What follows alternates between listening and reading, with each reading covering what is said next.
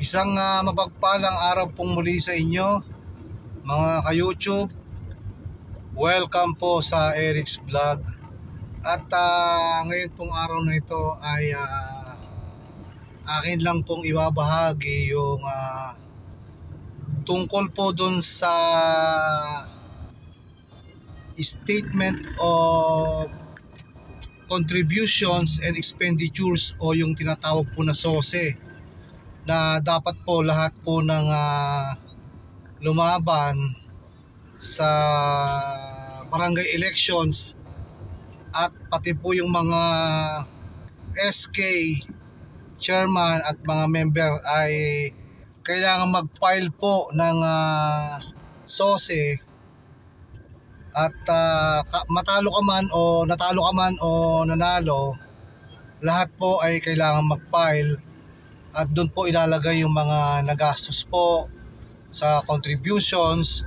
Unang-una na po dyan yung pag-print po ng iyong mga tarpaulin.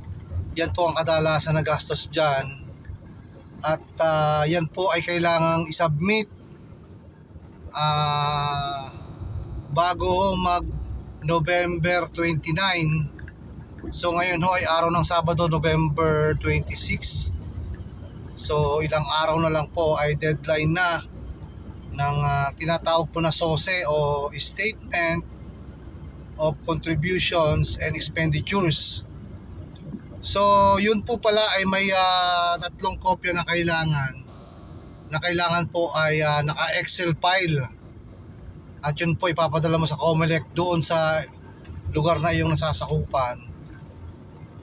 So pag napadala niyo po Excel file noon sa email, ayun naman pong hard copy ay kailangan pong ipa-scan at ipadala din sa kanila. At yun po ay bago mo pala ipa-scan ay kailangan nyo po palang panotaryo doon no, sa mga nagnonotaryo ho. At ang bayad ho ay 100 lang naman. Yun ho ang bayad doon. So kailangan ho yun ay manotaryo yung iyong statement of contribution and expenditures bago po ito i-scan at sasubmit po yan sa COMELEC na nakakasakop po doon sa lugar ninyo.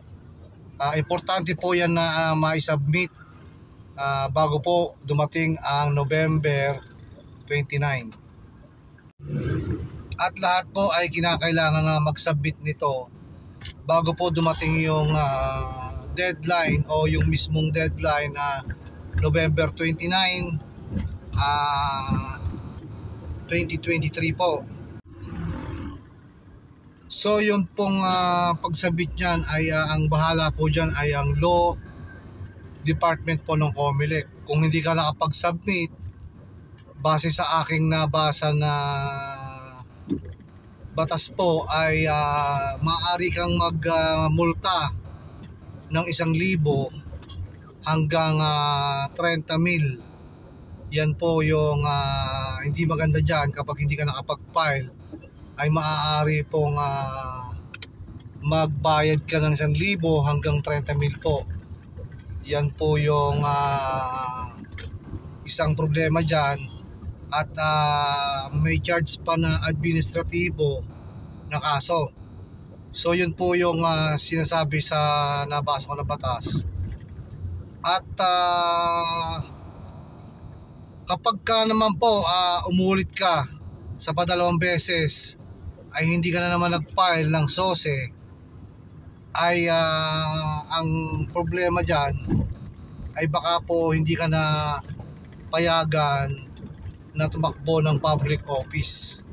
Yun po yung nakasulat doon sa aking nabasa.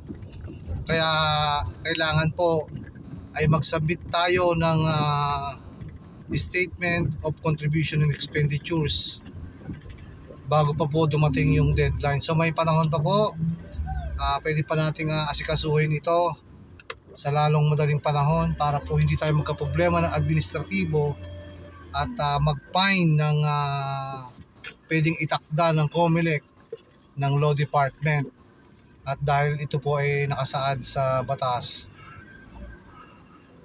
Kaya po kinakailangan na tayo ay mag-submit nito para po wala tayong magiging problema. So yun lang po ang aking may bablog ngayong araw na ito, yung tungkol po dyan sa statement of contribution and expenditures po na lahat ng kumandidato po na barangay chairman, konsihal, at pati na rin po ang mga SK ay kailangan pong mag-file yan para po wala silang magiging problema pagdating po sa COMELEC.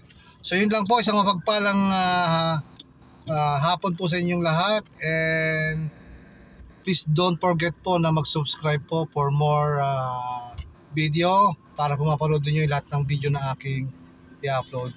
So maraming salamat po sa mga nag-subscribe, maraming salamat po sa mga lahat ng nanonood. Thank you so much po. God bless po.